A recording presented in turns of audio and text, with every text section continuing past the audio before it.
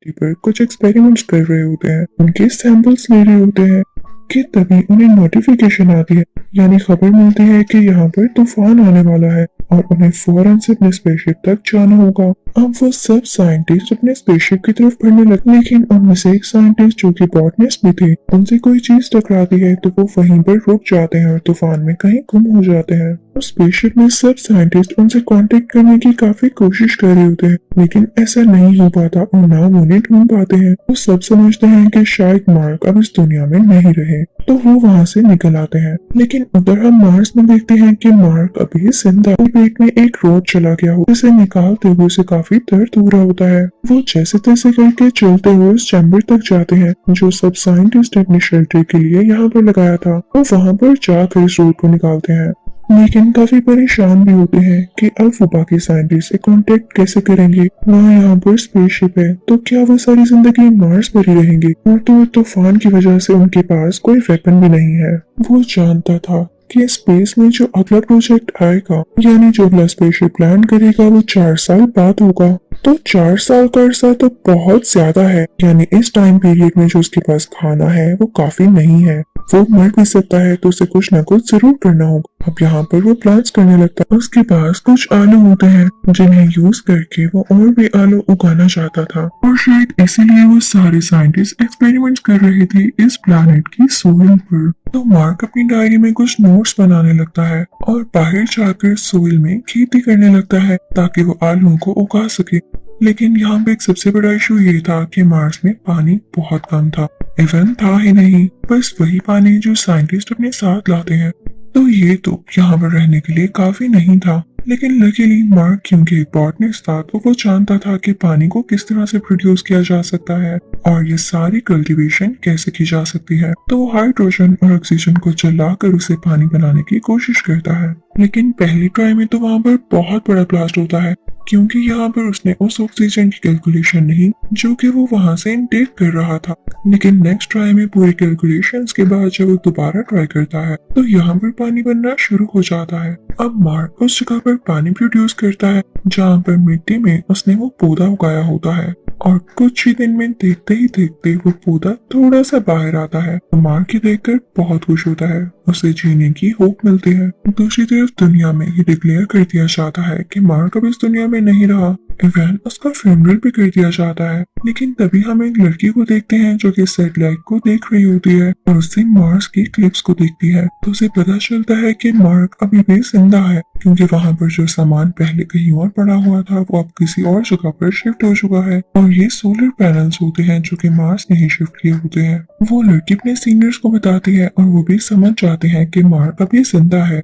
लेकिन वो उन्हें बताते हैं कि अगर हम मार्स पर मार्क को बचाने चले भी जाएं तो हमारे पहुंचने तक वो भूख से वैसे ही मर जाएगा। और ये बात होती भी ठीक है। उधर मार्क जो कि परेशान होने की बजाय कोई तरीके ढूंढ रहा होता है कि 4 साल बाद जो नया प्रोजेक्ट आएगा और जिस जगह पर आएगा वहां पर पहुंचने के लिए इसे 50 दिन चाहिए, यानी 50 डेज, और 70 डेज तो इसे यहाँ पर पहले से ही हो चुके हैं। तो बैठे रहने से अच्छा है कि ये उस जगह तक पहुंच जाए। लेकिन वो जगह यहाँ से 2500 किलोमीटर दूर है, और जो कार इसके पास है वो सोलर पैनल से चलती है और एक दिन में 35 किलोमीटर से ज्यादा ट्रेवल नहीं कर सकती है। लेकिन फिर भी मार्क के पास यही आखिरी ऑप्शन होती है। और जमीन पर हम देखते हैं कि वो सब लोग डिसाइड करते हैं कि मार्क तक फूड और पानी भेजने के लिए वो एक स्पेसशिप तैयार करेंगे जो कि पूरे 1 साल में मार्स तक पहुंचेगा। लेकिन मार्क तो पहले ही वहाँ पर काफी ज्यादा आलू उगा चुका था। वो आलू लकीली काफी ज्यादा थे, लेकिन मार्क जानता था आखिर कब तक वो आलू पर जिंदा रहेगा। उसे किसी न किसी तरह तो कांटेक्ट करना ही होगा ना।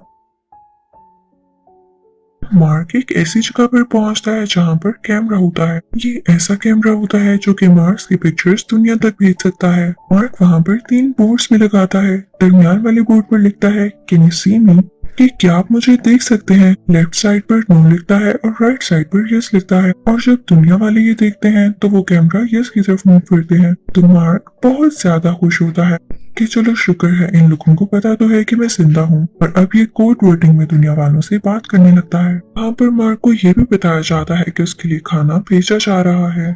तो मार्क पूछता है कि वो साइंटिस्ट इनके साथ मैं यहाँ पर आया था वो तो अभी भी अर्थ की तरफ जा रहे होंगे, तो क्या आप लोगों ने उन्हें बताया कि मैं यहीं पर हूँ? तो वो सब कहते हैं कि नहीं, पर अब बता देते हैं। जब मार्क के बाकी साथियों को पता चलता है तो उन्हें बहुत बुरा लगता है कि वो मार्क को वहीं पर छोड़ आए। वहाँ मार्स पर हम देखते हैं कि जहाँ मार्क ने आलू उगाए हुई थी वहाँ पर पता नहीं क्यों ब्लास्ट हो जाता है और उसके सारे आलू तबाह हो जाते हैं। मार्क काफी दुखी हो जाता है और उसके पास अब जितने भी आलू बचे थे वो काफी नहीं थे, क्योंकि जब तक उसके पास खाना या पानी पहुंचता वो पहले ही भूख से मर चुका होता। तो अब वो डिसाइड करता है कि जो खाना वो दिन में इतनी बार खाता था उसे वो बहुत कम कम करके खाना होगा ताकि वो जिंदा रह सके। अब उधर जमीन पर हम नासा को देखते हैं जो कि एक रॉकेट लॉन्च कर चुके होते हैं जिसमें मार्क के लिए खाना और जरूरी चीजें थी। लेकिन यहाँ पर बहुत अनफॉर्चुनेट बात होती है, वो रॉकेट लॉन्च होते ही ब्लास्ट कर जाता है, सारा खाना भी डिस्ट्रॉय हो जाता है और अब मार्क तक कुछ भी नहीं पहुंच पाना था। तो सब बहुत ज्यादा उदास हो जाते हैं और जब मार्क को पता चलता है तो वो भी बहुत डिसअपॉइंट होता है। लेकिन वो नासा को एक मैसेज देता है कि मैं हिम्मत हारने वालों में से नहीं हूँ, मैं अपनी आखिरी सांस तक लड़ूंगा और हो सके तो मेरे पेरेंट्स को बता देना कि आपका बेटा अपने प्रोफेशन को लेके काफी सिंसियर था। अगर उसकी जान गई भी तो वो इस बात से बहुत खुश है कि उसने एंड तक इसके लिए लड़ाई की और वो फख्र से गया। अब वो लोग नीचे चाइना से भी हेल्प मांगते हैं तो चाइना उनकी मदद के लिए तैयार हो जाता है। उनका स्पेसशिप जो कि 28 दिन बाद जाने वाला है, वो लोग उसी के जरिए मार्क को रेस्क्यू करेंगे। लेकिन वहाँ पर एक और आदमी होता है जो कि इन्हें एक और आइडिया देता है कि जो स्पेसशिप पहले से ही मार्स से वापस आ रहा है उसे दोबारा मार्स की तरफ कर दिया जाए और मार्क जो मार्स पर पहले से ही स्पेसशिप मौजूद है उसमें से मार्स के ऑर्बिट तक आए तो बाकी साइंटिस्ट इसे ले लेंगे। लेकिन ये सब बहुत रिस्की था और इसमें बाकी साइंटिस्ट की भी जान को खतरा था और तो और उन्हें ऐसा करने में 19 महीने लग सकते थे, यानी अगर वो मार्क को लेकर वापस जमीन पर आते तो इसलिए नासा इस चीज को मना कर देती है। उधर हम मार्क को देखते हैं जो कि मार्स में बिजी होता है और वो अभी भी हिम्मत नहीं हार रहा होता, वो काफी ज्यादा ब्रेव होता है। जब नासा देखती है कि जो स्पेसशिप जमीन की तरफ वापस आ रहा था वो दोबारा से मार्स की तरफ जा रहा है तो वो काफी हैरान होती है कि हमने तो इस चीज के ऑर्डर्स नहीं दिए। असल बात ये थी कि वही लड़का जिसने एक प्लान एडवाइस किया था उसी ने इन 5 साइंटिस्ट से रिक्वेस्ट की थी कि तुम लोगों को मार्क को जाकर बचाना होगा क्योंकि वो तुम लोगों का टीम मेंबर था और दूसरा अगर हमने कोई तरीका ढूंढा तो उसमें कई साल लग सकते हैं और तुम लोग उस तक विद इन मंथ्स पहुंच सकते हो। तो नासा को बहुत गुस्सा आता है लेकिन चाइना उनको समझाता है कि ये अच्छी बात है। जब मार्क हिम्मत नहीं हार रहा और ये साइंटिस्ट भी अपनी जान की कुर्बानी देते हुए यानी अपनी जान को रिस्क में डालते हुए अपने साथी को बचाने जा रहे हैं तो हम कौन होते हैं कहने वाले। वो उनको फूड भी पहुंचाते हैं और चाइना की हेल्प से ये लोग उसे सक्सेसफुल करने की पूरी कोशिश करते हैं। अब उधर जब मार्क को पता चलता है कि उसके साथी उसे लेने आ रहे हैं लेकिन उनके स्पेसशिप में इतना फ्यूल नहीं है कि वो मार्स के अंदर तक आ सके तो उसे अपना ही स्पेसशिप तैयार करके मार्स की ऑर्बिट तक आना होगा ताकि वो वहां से अपने साथियों को ज्वाइन कर ले। तो अब वो स्पेसशिप को तैयार करने लगता है लेकिन वो इतना भारी होता है कि जब तक मार्क उसके कुछ ऐसे बाहर न फेंक देता वो इतनी बाहर इतनी जल्दी ट्रेवल न कर पाता। मार्क अब ऐसा करने लगता है। अब मार्क उस स्पेसशिप में निकल ही पड़ता है लेकिन उसे काफी सफोकेशन हो रही होती है और वो स्पेसशिप पूरी तरह से ठीक भी नहीं होता तो उसे फ्लाई और हैंडल करने में भी काफी प्रॉब्लम होती है। तो इस वजह से बीच में वो बेहोश हो जाता है और उसका कांटेक्ट भी नहीं होता किसी से। तो सब काफी परेशान हो जाते हैं लेकिन जब कुछ टाइम बाद उसे होश आता है तो सब बहुत खुश होते हैं। जमीन पर भी काफी ज्यादा लोग इस मिशन को लेके काफी वरीड थे और मार्क और बाकी साइंटिस्ट की सेफ्टी के लिए दुआएं कर रहे थे। लेकिन यहाँ एक और प्रॉब्लम हो जाती है। मार्क जो स्पेसशिप में होता है उसकी स्पीड को कंट्रोल करना उसके बस में नहीं हो रहा होता तो वो परेशान हो जाता है कि उसके साथी उसे कैसे पकड़ेंगे। तो अपने साथियों से कहता है कि परेशान न हो, मैं भी हिम्मत बनाए रखा हूँ और जल्दी मैं इसकी स्पीड को कंट्रोल करके तुम लोगों तक पहुंच जाऊंगा। तो दूसरे साइंटिस्ट अपनी स्पेसशिप का एक हिस्सा गिरा देते हैं जिसके एयर प्रेशर से मार्क की स्पेसशिप की स्पीड कम होती है। तो फाइनली ये लोग मार्क को पकड़ सकते थे। अब उधर हम स्पेसशिप की फीमेल कमांडर को देखते हैं जो कि एक मूविंग चेयर पर से होती हुई एक रस्सी की मदद से मार्क तक पहुंच रही होती है लेकिन वो रस्सी यहाँ पर छोटी पड़ जाती है।